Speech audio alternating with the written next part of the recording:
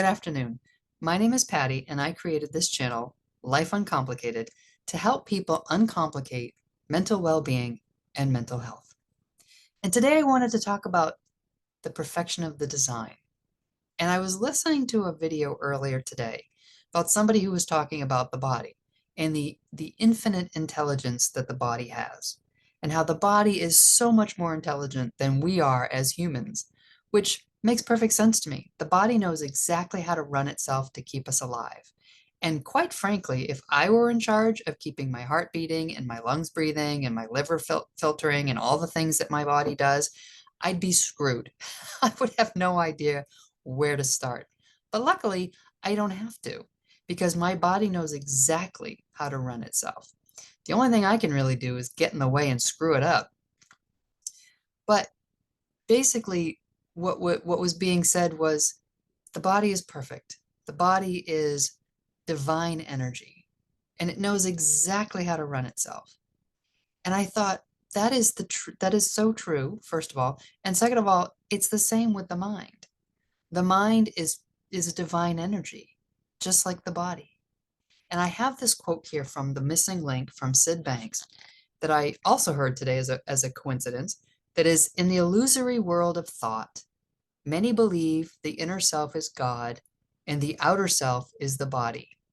But I can assure you the inner self and the outer self are the same thing. And what I hear here, whether you use the word God or not, if you inserted divine energy, the inner self and the outer self are both divine energy, the mind and the body. And so as this doctor that I was listening to, this video, was talking about this perfection of the design and how the body knows exactly how to run itself, and we basically kind of can get in the way. We can do things to our bodies innocently that we think are the right thing to do, but we're really kind of mucking up the works. And in particular, he was talking about insulin resistance and blood sugar and how that whole thing works. And I'm not even going to get into it because I only understand like nothing. But I love understanding how the body works, because for me, understanding how the body works helps me work with it better and take care of it better. And it's the same with the mind. If I understand how my mind works, I can work with it better. I can take care of it better. I can understand the design, the way it works, so that maybe I can do a little less damage. And in particular today, I wanted to talk about the fact of thought, right? So we are thinking machines. We think from the day we're born till the day we die. Sydney Banks basically, he says it was revealed to him the way the mind works from the inside out. We think, and everything we think is what creates every moment-to-moment experience we have. Every emotion, every reaction, every response, every behavior, everything comes from this divine energy of thought. And when you look at it that way, it's a little hard to wrap your head around, because for most of us, we seem to think that how we feel is coming from something outside of us. So and so said something and made me feel X. But what if it doesn't actually work that way? What if the design is that we have a thought and it creates a feeling, and that feeling creates a behavior? That's quite something, isn't it?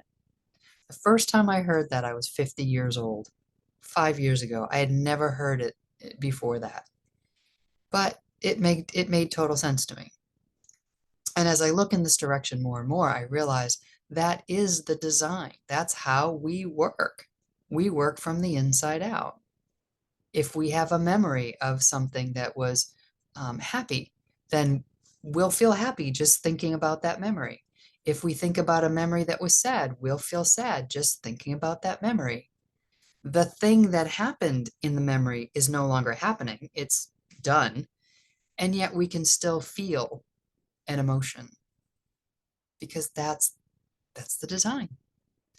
And it's really cool to realize that all of our emotions, anger, happiness, jealousy, joy, elation, depression, sadness, um, compassion, all of these things that we feel are all a part of the design as feedback to let us know how we're using our mind. Because we don't realize we're using our mind. We don't realize that we're thinking. We don't realize that we're thinking our experience into being every single second of our day. But that's how the design works. So think of it this way. If we don't realize, and again, I was listening to this doctor talk about insulin resistance. If we don't realize that putting a lot of sugar and a lot of carbohydrate into our body creates a situation where our blood sugar goes up. Now, our body always wants to be in homeostasis, so it sends out insulin to remove the glucose from our bloodstream, right? To keep it level. That's the whole process in a very small nutshell. And please don't listen to me about this. Just what I'm trying to point to is that the body's always trying to put us into homeostasis, right? If we don't know that eating that way creates a problem in our body and makes it hard for our body to keep balance, we'll keep eating that way. And eventually the body says, okay, I'm done. I can't do this anymore. And that's when you get things like type 2 diabetes, right? The same thing can happen in the mind. If we don't realize we're the thinker, if we don't realize that we are creating our moment to moment experience by the way we're thinking, we can get stuck in low mood, negative thinking for a long time. And that can start to create problems like chronic anxiety, chronic stress, chronic depression, panic attacks, right? Those things, depression and sadness and tension and anxiety, those are all part of the feedback mechanism. Everybody experiences those things because everybody has thoughts that are sad or depressing or anxious or stressful, right? You have those kind of thoughts, you're going to feel those feelings. But it can be taken to the extreme if we don't realize what our bodies are trying to tell us, if we don't realize there's a divine design behind all of this. If we can see that when we feel anxiety, it's our bodies telling us what we're doing in our minds, then we can kind of back off and settle down. If we don't know that, we can become afraid of the feeling of anxiety, which actually perpetuates the anxiety, which eventually takes us to a panic attack. And I've been there myself. I've been in the hospital twice, 2 panic attacks, because I didn't know what was happening. I didn't understand the mechanism. So I just kept feeding into it until I wound up in full-blown panic attacks. I can honestly say that has not happened in many, many years now that I understand the mechanism. But there's something absolutely freeing in understanding how the design works. And here's the gig, man. We don't come with an owner's manual. We can only make assumptions, right? If you look at health in the body from like the last couple hundred years, you'll see a ton of changes and updates that have happened as we've moved along, as we understand the body more as to how to take care of ourselves, right? We learned back in the 1800s to start washing our hands so that we didn't spread germs.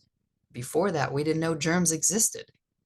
When we learned about germs and bacteria, well, then we learned we keep things clean and we wash our hands, right?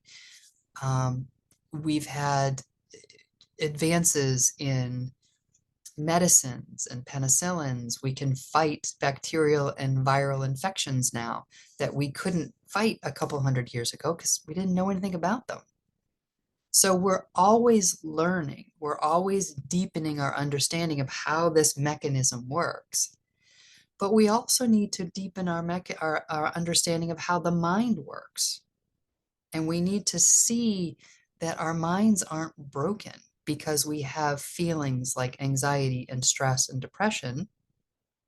It's those feelings are feedback. They're trying to tell us something about how we're using our mind. And because we are the thinker, we have the ability to think about things or not think about things. We have the ability to, when a thought pops into our head, follow it down the rabbit hole or step back. We have the ability to decide what to do with what's happening in our minds based on how we feel in our body. And that is just the coolest thing, in my opinion, that our mind, our bodies, our divine energy, they're infinitely intelligent, more intelligent than we are, and they're always trying to tell us something. And if we can start to understand those signs and symptoms better, we can start to work with the body and the mind better, and we can have better lives as a result. So that's what I wanted to share with you today. Just asking you to consider the possibility that there's a design to the mechanism that maybe you just you've innocently misunderstood. And I think many of us have innocently misunderstood. And get curious and see, is it possible that when I feel feelings in my body that I don't like, that is a divine intervention? That is good news, right? Think of it this way. If you went to your refrigerator and you pulled out a piece of fish and it stunk, would you eat it? Probably not. Why? Because you don't like the way it smells. That's a good thing. It's a good thing that that piece of fish smells terrible so that you don't eat it. That's divine. That's the divine mechanism at work right there, right? So think of it this way. If you're feeling uncomfortable feelings in your body, instead of getting upset about the fact that you're feeling those feelings, stop and consider a minute. Is it possible that I'm feeling this thing that I don't like so that I can take a step back, so that I can settle down, so that I can calm my mind? If you can see that, or to the degree that maybe you can see that, that might be a game changer for you, especially if you have issues with anxiety, stress, tension, panic attacks even. If you can start to see what your body's really telling you by feeling these feelings, and that these feelings are 100% on your side, gosh, that could be amazing. That could be amazing. Anyway, that's what I had to share today. I hope it's helpful. I would love to hear from you if you have comments, or if you're interested in learning more about how the design works, reach out. I'd love to have a conversation with you. Other than that, my friend, I hope you have a good day, good rest of your day, and I'll talk to you soon. Take care. Bye-bye.